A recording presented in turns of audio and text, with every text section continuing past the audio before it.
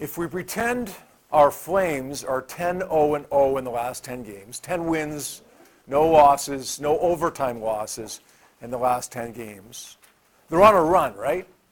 If we pretend that's the record, they're on a good run. And then we look at a train that's on the tracks next to it. What do those two things have in common? A hockey team that's on a good run and a train that's moving on the tracks. They both have momentum. Well, what do we mean by that? What do we mean by momentum? We could define it in the same way, loosely at least, in the same way for both things. This hockey team that's doing really, really well and this train that's moving on the tracks. What do these two things have in common? They are both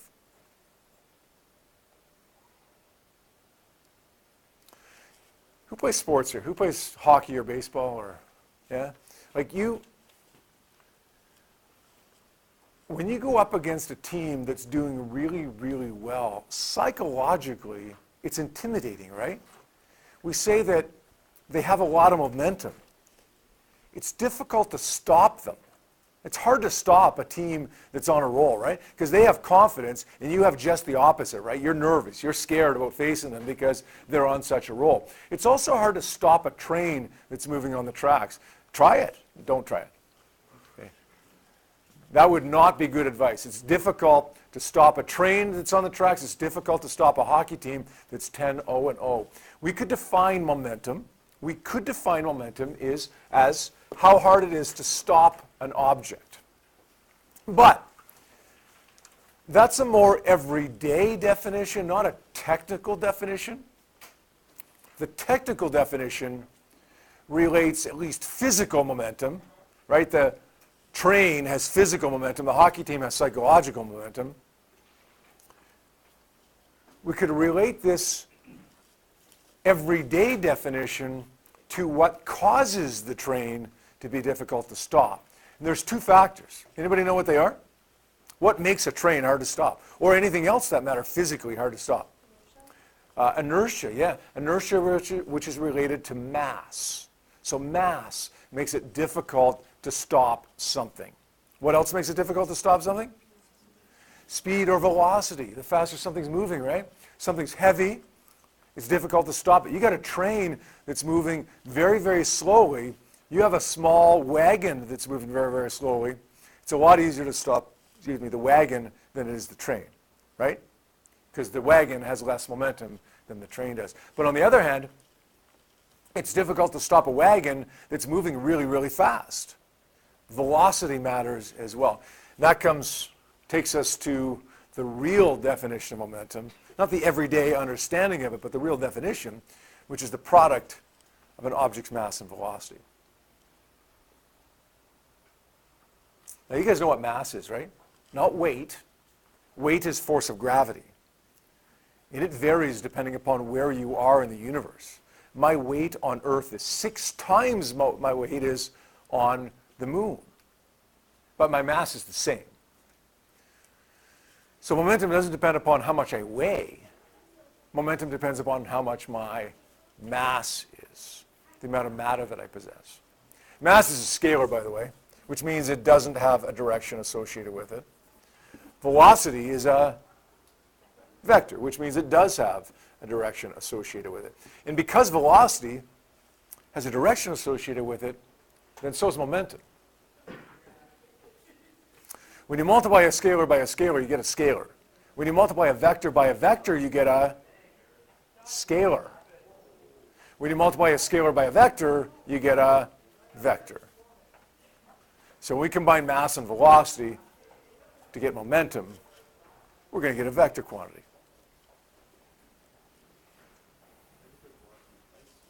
I'm sorry?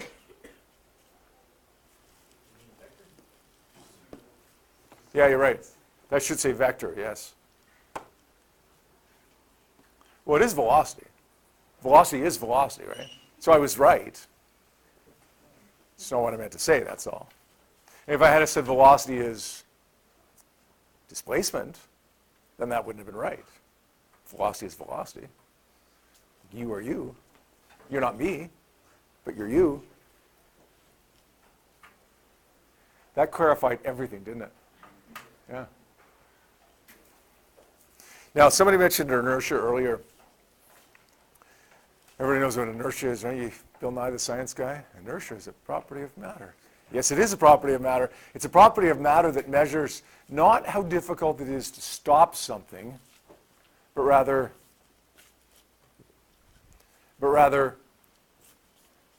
how difficult it is to change something's motion. It's a tendency of an object to resist a change in motion.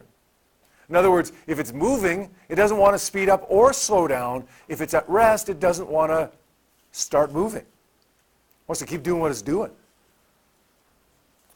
And inertia depends only upon mass. We don't use inertia much in Physics 30. We don't talk about it a whole lot, but I want you to understand the difference. Because a lot of people think that momentum and inertia are the same thing, but they're not. Something has momentum only if it has mass and is moving. Something has inertia if it's got mass, whether it's moving or not. So we get two trains here. One's in a station, and one's moving on the tracks. Which train or trains have inertia?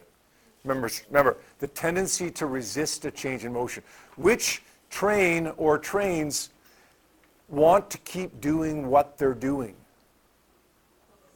Both of them, yeah. The train at the station has inertia, as does the train moving on the tracks have inertia, because they both have mass. Velocity is irrelevant for inertia. What about momentum, though? What about the train in the station? Does it have momentum? No, because momentum is inertia along with velocity. It's mass and velocity, and this train at the station doesn't have any velocity. So there's no momentum. What about the train moving on the track? Yeah. Not only does it have a tendency to resist a change in motion, it just doesn't want to stop. It's really difficult to stop because of its momentum, which is related to both its mass and its velocity. Now, if you take a look at your data sheet, the data sheet that I handed out to you at the beginning of class here, bottom left-hand corner, you're going to see a category called momentum and energy. And the first equation that's listed there is the equation for momentum. Circled here in red right now. Momentum, which is the symbol P, it's a lowercase p, by the way. If it was a capital P, it would be power in watts or joules per second. But this isn't power. This is a lowercase p, it's momentum. M stands for mass, and the units for mass would be, not grams, you're thinking chemistry right now. Kilograms, yeah, we use kilograms in physics, they use grams in chemistry a lot. Kilograms, and of course V stands for velocity, not speed, velocity, and the units would be meters per second. Now we've got to be prepared to deal with unit conversions as well. A lot of times you get a speed or a velocity in kilometers per hour. Everybody remember how to do that conversion from kilometers per hour to meters per second? You convert kilometers to meters by multiplying by 1,000, and then convert hours to seconds by dividing by 3,600. So you multiply by 1,000 and then divide by 3,600. What's the shortcut? If you were in my class last year, you didn't learn what the shortcut was. Yeah? Divide by 3.6. You can multiply by 1,000, divide by 3,600, or you can just divide by 3.6, and it'll give you this velocity in kilometers per, or meters per second. Hey, what do you think the units for momentum would be?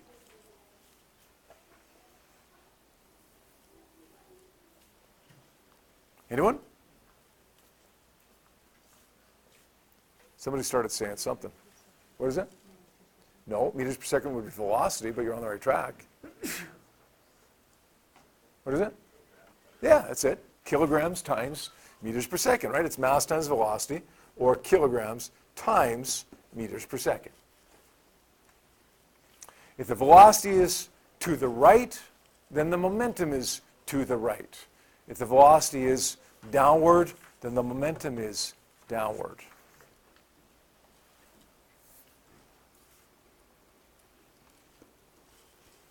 All right, I want to take a look at our first example. This is from the sheet that I handed out at the beginning of class here. Example number 1 says 145-gram baseball traveling to the west with a velocity of 90 kilometers per hour. What's the momentum of the baseball? Seems like a pretty straightforward question. And you know what? It is. It is a pretty straightforward question. Except that there are a few things that can lead to silly mistakes here. If you're in my class of Physics 20, I did this some, but I do it a lot more in Physics 30. I draw attention. I like to draw attention to things that will lead to silly mistakes. For instance, grams. I'm going to circle that in red. Not so that I have a given written down. I'll worry about that later on. But because it's not kilograms and I want to be in kilograms. Little things that lead to silly mistakes like grams, like kilometers per hour, like the fact that I got to remember the direction. I circle or I highlight so that I have less chance of making a silly mistake. Listen, you're going to get your unit test here in a few weeks. You're going to get your diploma exam in a few months here. And in all likelihood, most of you will make a couple of mistakes on both. Most of you are probably not going to get 100 on the unit test and on the diploma exam. There's a chance, but most of you won't do that. That's okay. If you're going to make a mistake or 2 or 3, that's okay. Try your best. That's okay to make a mistake. But don't make it a mistake because you forgot to convert kilometers per hour to meters per second. Like, at least make it a good one. If you're going to make a mistake, make it a good mistake. Not some silly little thing like forgetting to convert units.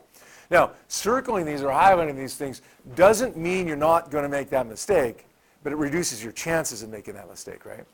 So let's draw attention to things like this.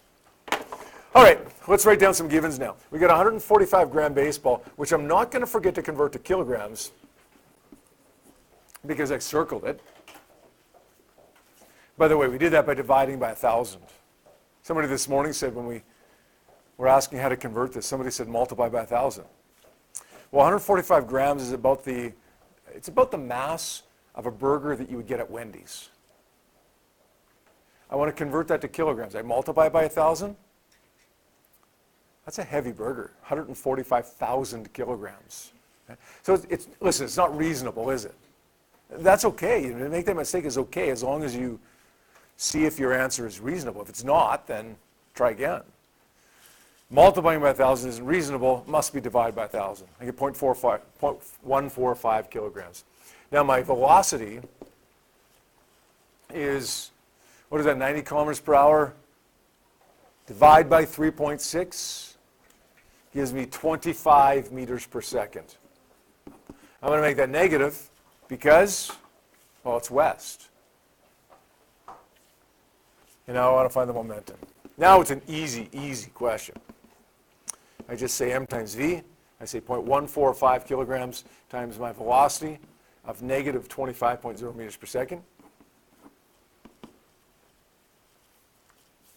When I do that, I should get negative 3.63 units, kilograms meters per second. Good. Now, you could absolutely leave it this way. I'm fine with that. Alternatively, you could have said the answer was 3.63 kilograms meters per second to the west. What you don't want to do is say both. It's not negative 3.63 west. It's either negative 3.63 or it's 3.63 west. One of the two.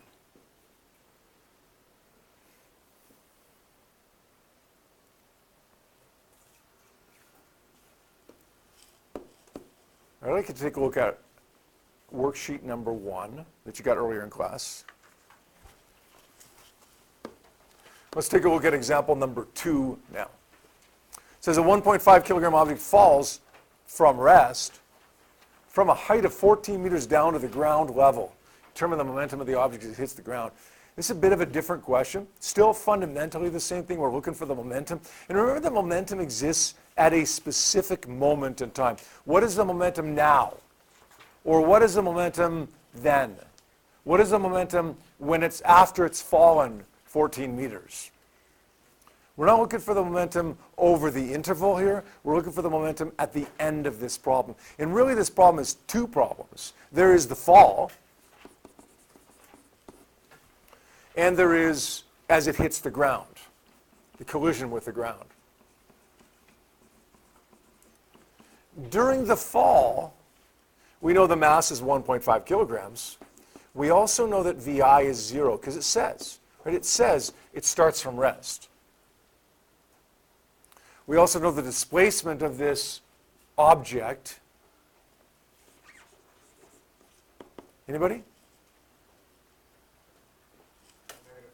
Good. Negative 14.0 meters. Now, some of you may have thought, well, I would have called that height instead of displacement. You could have done that. You could have said the initial height is 14 meters instead of the displacement was negative 14. Either way would be okay. I'm just choosing to go with displacement as negative 14. What do we got over here? We know the mass as it hits the ground is still 1.5 kilograms. That's about all we know, isn't it? If we want to find the momentum as it hits the ground, then we not only need the mass as it hits the ground, but also the velocity as it hits the ground. Where are we going to get that from? It was 0 meters per second at a height of 14 meters. What is it now at a height of 0 meters? Well, let's figure it out over here. Let's say during the fall, we'll say VF squared is equal to VI squared plus 2AD. Now, VI is 0 because it starts at rest. VF is the square root of 2 times A. What's A as it falls? Gravity, negative 9.81. It's not 9.81 as it hits the ground, but it's 9.81 as it falls. And the displacement as it falls is negative 14 meters. We solve for VF there. We end up getting a speed of 16.5735. What have we just solved for? Quick, what did we just solve for? Tell me what that is. That's the final, final speed, right? Final speed. The final velocity is negative 16.5735. Does that make sense? Does that make sense? It's kind of important because we don't want speed over here in the momentum equation. We want velocity, which is negative 16.5735. Multiply those together, we end up getting a momentum of negative 24.9 kilograms meters per second. You could have also said what? Negative 24.9 or 24.9 down. But you wouldn't want to say negative 24.9 down, because then it's like double negative, right? I want to do one more question, or at least one more part of a question. That's example number 3A. This question says a 1,000 kilogram car moves at 10 meters per second. A 1,200 kilogram car moves at 12 meters per second. What's the total momentum and the total kinetic energy of the system? What does that mean? The system. Yeah, like the car and the truck, right? Everything that's in this question is the system. If the car is traveling north and the truck is traveling south. Well, I want to find the momentum by saying P is equal to M1V1 plus M2V2. See what I've done there? There's two objects, right? There's a car and there's a truck. They both have a momentum equal to M times V. So I'm going to add those two MVs together to get me the total momentum. That's 1,000 times 10 plus 1,200 times what? 12? No. It's not 12. It's negative 12.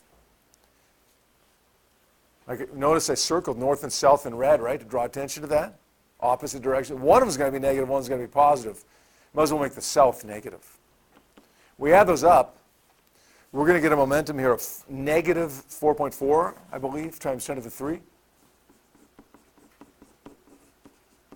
And that would be kilograms meters per second. So my net momentum, my total momentum ends up being to the south, which makes sense, right? Because a truck is moving to the south and it has more momentum than the car, which is traveling to the north.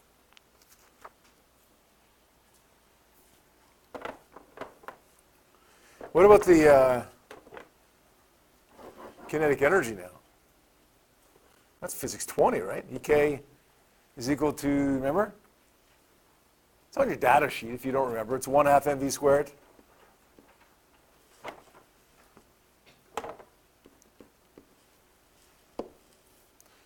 Plus 1/2 of m2 v2 squared. 2 cars, or 1 car and 1 truck. Sum our numbers in here. We got 1/2 of 1,000 times 10 squared. Plus 1/2 of 1,200 times what? Negative 12? Sorry? Why is it just 12, Isaac? Yeah. Momentum is a vector, as is velocity, so we need the negative. Kinetic energy and speed are scalars, so not only do we not need the negative, like it's wrong to put in the negative now. See the difference here? The equations are different, obviously, but big thing that I want to draw attention to here is the difference between 12 and negative 12. Negative because it's a vector up there, positive down below because it's scalar. Solve that. Works out to be, I believe, 1.4 times 10 to the 5 joules for kinetic energy.